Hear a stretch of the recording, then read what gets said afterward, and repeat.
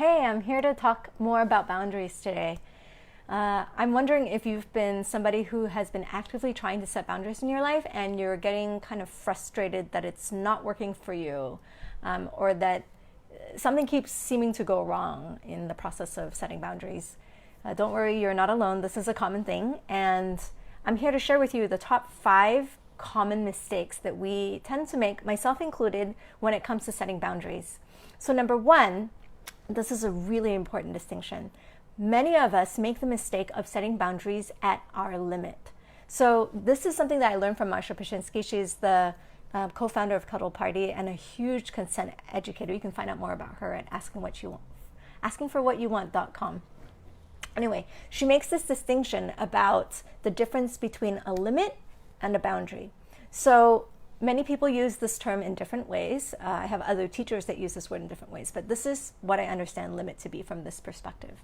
The limit is that breaking point, like right below your skin, where you would draw blood. That is the limit. So, for example, the limit for somebody else interacting with me and causing harm, or causing me to be annoyed, causing me to be hurt, causing me to feel violated. That would be the limit. Causing me to feel like I've given too much. So anything past that point would be past my limit.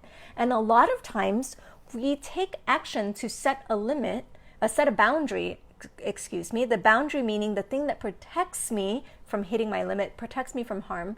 Oftentimes we set it only after the harm has already been done, when we're already past. Or we set it right at the limit and we don't leave ourselves any buffering room. So oftentimes when we set our boundaries, we actually set them too late, and we get hurt. Even though we set the boundaries, we didn't leave enough buffering room, so we get injured.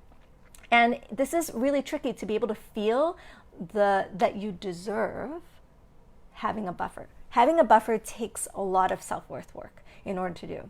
But I'll give you a simple example of a buffer, or like a preemptive boundary that I have that is actually there to protect my limits. So a simple thing like, I don't want to overwork myself. And I don't want to take on too many clients and have too many hours of work, for example. So the preemptive boundary setting that I'm going to do that is going to protect my limit, because I'm not always aware of my limit at any given moment, is to set some healthy boundaries about when I do work. So one example is, I never take clients on Sunday. Sunday is my day off from email and certain work calls. So that is a boundary that I've set for myself, a very loving boundary, so that I would be far away from my limit. Would I really get hurt if I worked some Sundays or a little bit on Sundays? Absolutely not. It would be totally fine. I wouldn't be burnt out from it. But I can protect myself. So that's number 1. Set our boundaries away from our limit. And as we get stronger at setting boundaries, we can set them closer to our limits. If we have like ironclad boundaries and we'll never let anybody through, that's fine. But as we're practicing boundaries, you want to give yourself a healthy buffer so that you can have some room. And this is a really helpful tool. When you're setting boundaries and people don't like your boundary or have whatever reaction to your boundary, if you set it far away from your limit, you will still be resourced to be able to be with them in the way that they're struggling with being with you in your boundary. So set it 10 minutes away, a week away, whatever that is, so that you have lots of healthy room and you are still resourced when it's time. So that's number 1. Number 2, one common mistake that we think about when we're setting boundaries is we think this is about changing other people's behavior. And you're right that certain type of boundaries that we can set has to do with asking other people to accommodate our needs. That is an important part of setting boundaries, but is not the only part or necessarily the most important part. And so when we approach boundaries as really the idea of that being about us taking care of ourselves, if we can look about it that way, that's what boundaries are. It's not about asking people to change. It's about us advocating for ourselves, and changing and asserting our needs and committing to changing our behavior if the other person cannot accommodate us.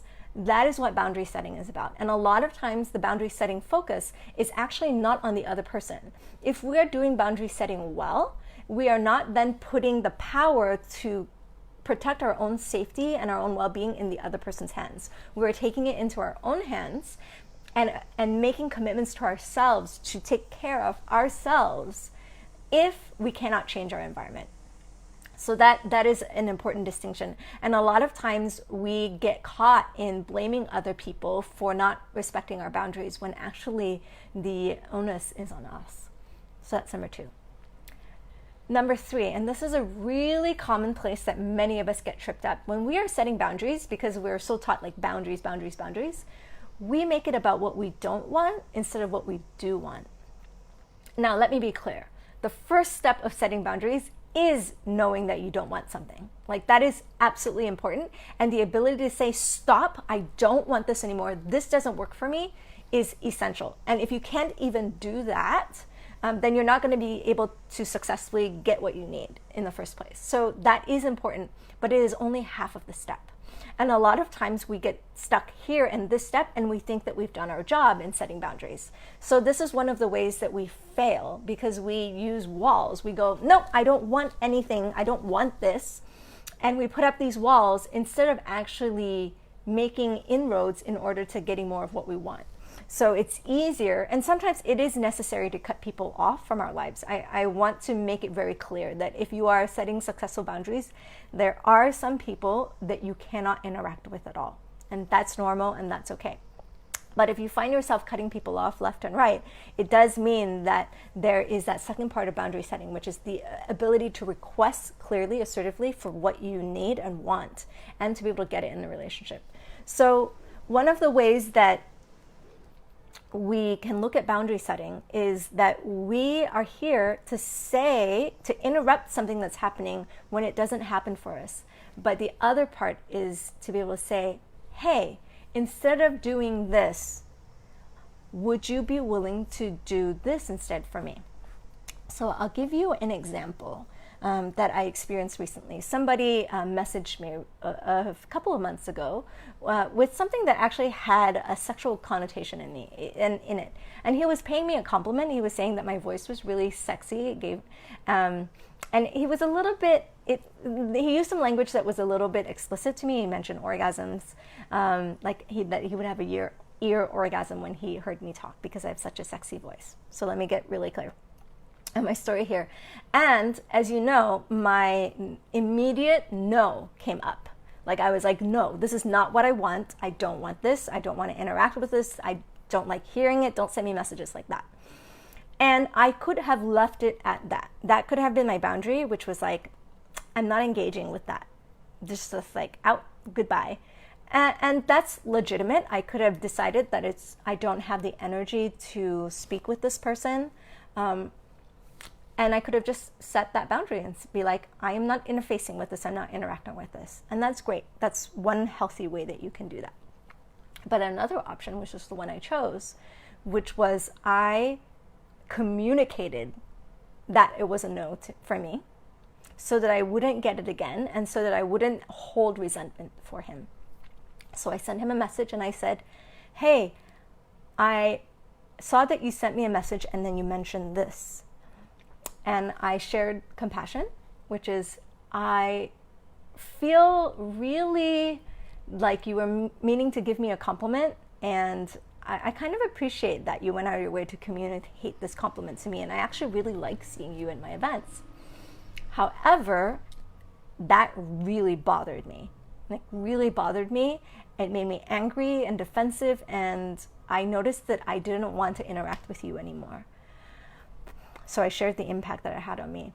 And I said, would it be possible, this is a really big ask by the way, to never interact with me in a sexual way? And I explained that I often feel that I get put in a box and sexualized, and I don't get seen as all the things that I want to be seen, which is intelligent, powerful, compassionate.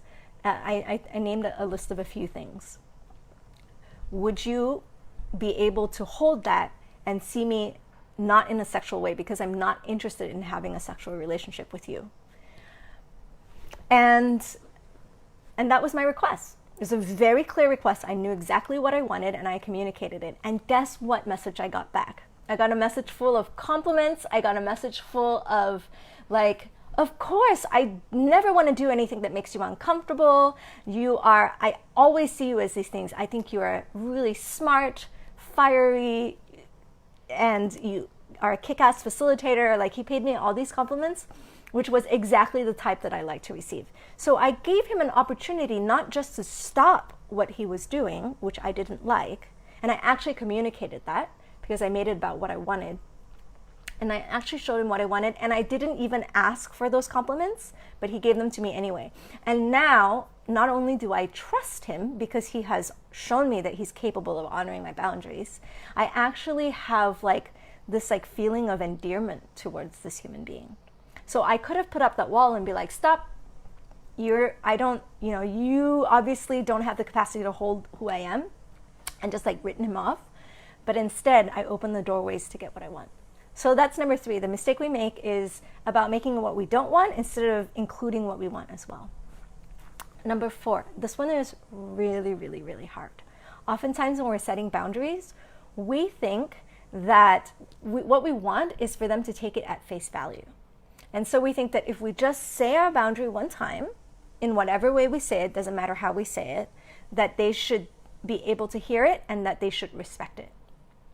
And this is a really valid desire. It absolutely makes 100% sense to want your boundaries to be heard this way. And in my experience, it doesn't work. And so we can get frustrated and we can really like blame another person and feel persecuted by someone else because they haven't respected our boundaries when we state it. The truth is that when we are setting boundaries well, we take on the responsibility for teaching other people how to honor them. And this is, I have to say, very thankless work, and it takes a lot of selffulness and a lot of compassion to do. So yes, you are not always going to be able to have the capacity to do this. Be forgiving of yourselves. And if you do want your boundaries respected, you do have to do some of the work of learning how to assert your boundaries well. And that's the thing, is like taking on the responsibility for teaching others. And that means saying it more than one time, stating a boundary more than one time, and being willing to actually enforce the consequences of not having your boundaries enforced, like actually holding to that. That's your job. Another thing is being able to use the correct communication tools to get your boundaries heard. Something that I have learned about boundaries is that they don't get heard. I don't even hear them. Like, listen, I am a boundaries educator. I should know all about listening to boundaries, right? And in theory, I do. But in close relationships especially, sometimes I don't hear it unless there is emotion behind the boundary being expressed, because I can't tell how important it is, and I can't actually tell the impact that my behavior is having on someone else unless they communicate it into a way that I can hear. And for me, it takes emotion. So either anger is a really important thing that we have to learn to be able to express in order to set our boundaries, or vulnerability, meaning like being able to share how this really hurts. Those are the two almost like surefire ways to be able to get the attention and compassion and change in the other person. And without that, unfortunately, it falls flat and people just miss it. They're not like trying. This is an important distinction. Most people who are crossing your boundaries are not trying to hurt you.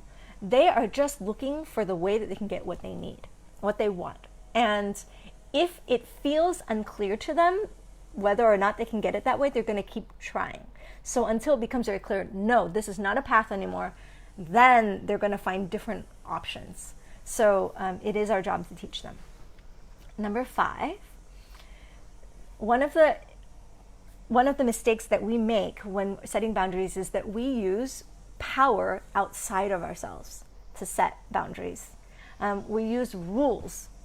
So we're like, you are not supposed to do this. This is against the rule. This is against what you're supposed to do as a decent human being. So we use like this like external set of parameters as our sword, as our power, as to why you're supposed to listen to me. And unfortunately, this is very ineffective because there's one main reason is it has some sort of like wrong making in it. When we do that, what we're telling people is you are bad for crossing this rule. And when we put blame on people and when we shame people in this way, they'll withdraw and they won't have the same capacity to be able to hear the thing that actually gets them to change. And the thing that gets them to change is us, is knowing how they impact us. So what I was telling you about earlier about teaching people how to respect us.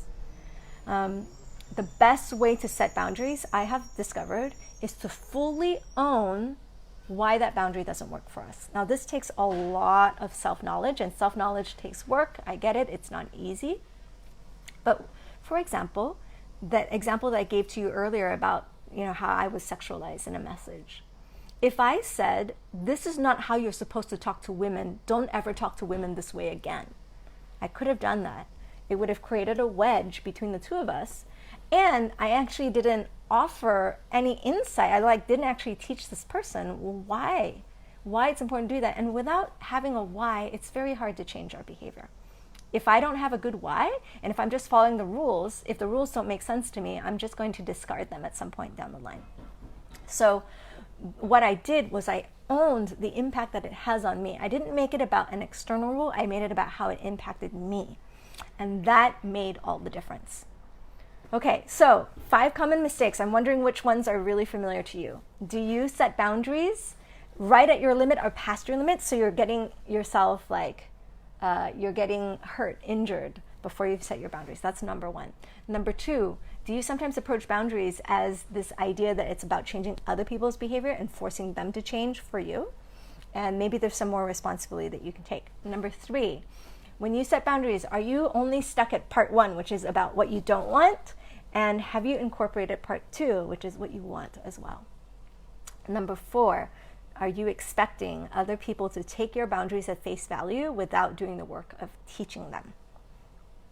I do that. I do that a lot. Number 5, do you use rules, blame, external circumstances, other things besides your actual owned experience to set boundaries? If that's the case, then it makes sense that sometimes when we attempt to do this, it doesn't work. Okay, that was a lot for me. I would love to know which one you identify with between 1 and 5, maybe all of them.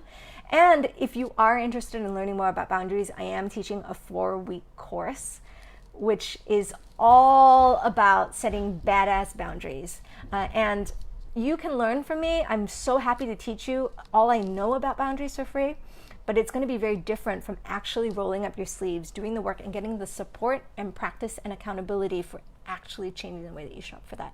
And that's what I'm here to offer. I'm going to drop the link in the comments, but please let me know what you think. And if you felt this was helpful, please share it widely. Okay, thanks everyone. Good luck out there.